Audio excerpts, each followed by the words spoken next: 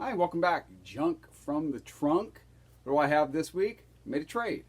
I traded all of my Beatles records. I'm still got a bit of a record collection left, but I traded all my Beatles records for some cards. They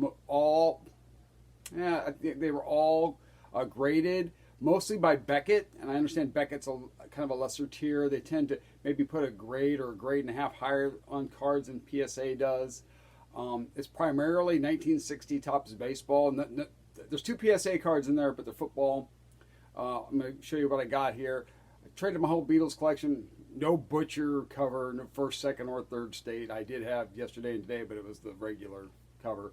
The highlight of it would have probably been the Parlophone Help, and the mono copies of Revolver and Rubber Soul. So, kind of mundane, easy to find stuff. Guy really wanted them, made a trade. So let me show you what I picked up.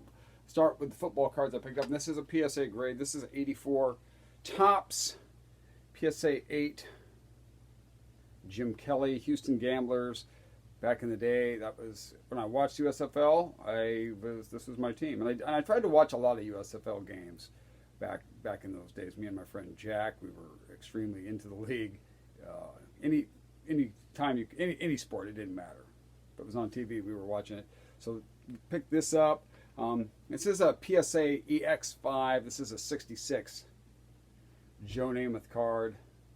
Got good color still, but it's a little off center. Doesn't matter though. It's a 66 Namath. Like I said, most of these are lower grade cards, especially, and everything else. That's only two PSA cards. Everything else is Beckett graded, I do believe, and they're lower grades. It's okay. Playing more football to show. Back in the 70s, my favorite player was this guy, Burt Jones. This is Burt Jones' rookie card from 1974 Topps. It's a Beckett 5. Love Burt Jones. That 77 game against the Raiders, goes to the post. Great football game. Raiders won, of course, but hey, it's a long time ago. This is 59, Bobby Lane. If I get the years wrong, guys, sorry. I've been out of cards for a long time. I'm just now getting back into cards. When I got out of cards the first time, these grading services were just becoming popular. So I don't know a lot about the grading or anything like that. I do know that a 4.5 would be, and this is Beckett, so they tend to grade a little bit higher than, say, PSA would. But I didn't have any Bobby Lane cards, so there you go. There's the Juice, 1970 Topps rookie card for O.J. Simpson. Renthal. I saw him play in 1977. Guy I'm named after, my name is Bo. A guy I'm named after, Bo Cornell, played at the University of Washington, named after him.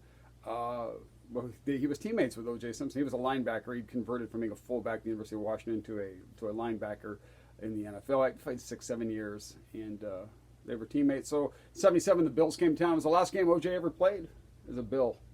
Got hurt in that game against Seattle, and then he came back in 79 as a 49er. So it's a Beckett 5. So I think that's it for the football. We're on basketball. This is the 70-71, I think.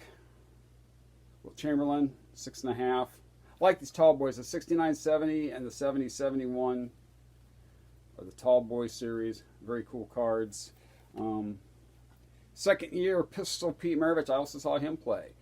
First professional basketball game I ever went to was against the New Orleans Jazz and the Seattle Supersonics.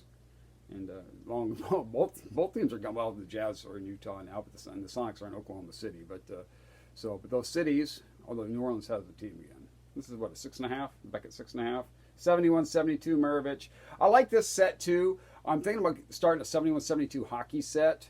That's the goal. Kind of getting into hockey. Seattle's got a team now. I also like these 71-72s because it's the first year of the ABA. I'd also like to get a Chamberlain. I don't have one, a 74-75. He signed with the San Diego Conquistadors of the ABA, and he was going to, he says 74-75. Yeah, he was a coach in 73-74, but I think the card came out. I think it's on the 74-75 set.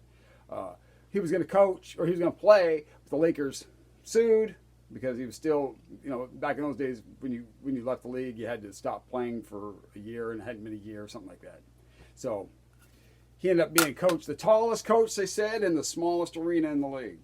Okay, the rest of these are baseball, and these are all 1960 tops, which I'm starting to think about starting that set too. And like I said, these are all lower grades. There's a 3.5, and they're all Beckett. This is the Bob Clemente, Roberto Clemente. Won a couple World Series, of course, with the Pirates, 60 and 71. I think in 60, weren't the Pirates the first team to ever win the World Series, but score the least amount of runs? Because whenever the 3 wins the Yankees had, the Yankees just absolutely slaughtered them. And then in the 4 wins the Pirates had, they were close games. So I think the Yankees actually overall scored more runs. I think it was also the first game to end in a walk-off, Mazeroski with a grand slam. So here we got, this is a 7, Robin Roberts. I always think of that movie, Eddie and the Cruisers, when they're going on that college campus. Robin Roberts on the mound. So that's a 7. Well, I guess there was not all 60. There's a 73 Roberto Clemente. That's a 9. 73 set is okay. It's the 73 and 74. I have a complete 74 set, and they're pretty decent cards. But I need a 60 set. You know, I got a lot of the 66 cards, all but the high numbers. That's what happened back in the day when I was collecting cards. In the old days when I used to belong to this group called Vintage Card Traders. Back in the days when I had web TV. You could trade with people online, but I could never. It was hard to get those high number cards, and it still kind of is. So that's what becomes hard for me at least, about completing sets. Whitey Ford. It's a 5 from 60. Try to pick this up here a little bit. The Mantle, but it's a 2. Still doesn't matter, you know. I try to pick up all the Mickey Mantle cards I can. That was my dad. That was my dad's favorite player. So. And then his teammate, of course, Raja Maris.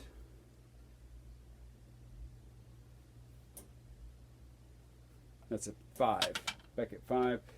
This is the only Yogi Berra card I have. But here we got a Yogi Berra, which is a Beckett 4.5. I like how these are, you know, the colors on this, are, you know, not necessarily in this card, it's a little faded, but the vibrancy of the colors from this set. And I like how you've got the super, you know, the split image.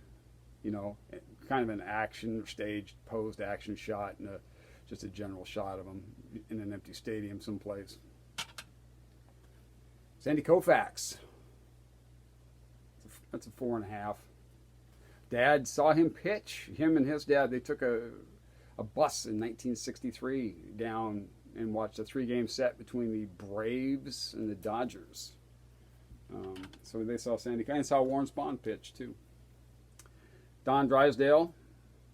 I think it was said of Don Drysdale that and it's a 7, he would brush his own mother back to win a game. Tough competitor. He was a good announcer. I remember Don I don't remember him as a player at all, but I do remember him as an announcer, and I liked him as an announcer. I thought he did a good job. Willie Mays, 5.5.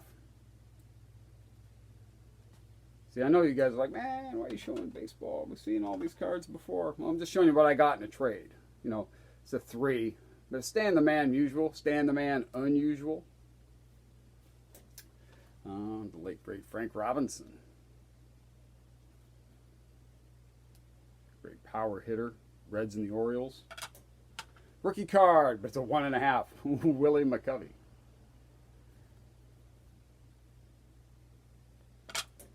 Looks like we got about 4 or 5 more here. Harmon Killebrew. The Killer. Harmon's Killer Brew. Root beer.